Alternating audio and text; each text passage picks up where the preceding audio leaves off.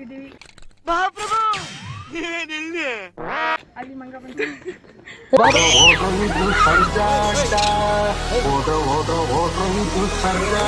Biscuit ಇಟ್ಕೊತಿಲ್ಲ.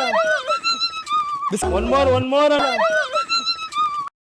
ಜನಗಳಿಗೆ ಯಾರು ಬದುಕ್ತಾರಕ್ಕ ಬಂದಿಲ್ಲ ಇನ್ನ.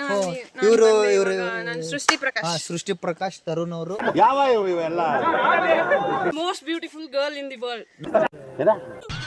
ಈ ನನ್ನ ಮಕ್ಕಳಿಗೆ ತಿಂದ್ಬಿಟ್ಟು ಮನೇಲಿ ಬೇರೆ ಏನ್ ಕೆಲಸ ಇರಲ್ಲ, ಇಲ್ಲಿ ಬಂದು ನಿಂತ್ಕೊಂಡು ಹೋಗೋ ಬರೋರ್ನೆಲ್ಲ ತರಲೆ ಮಾಡ್ಕೊಂಡು ಪೋಸ್ ಕೊಟ್ಟಿರ್ತಾರೆ ಬಡ್ಡಿ ಮಕ್ಕಳು.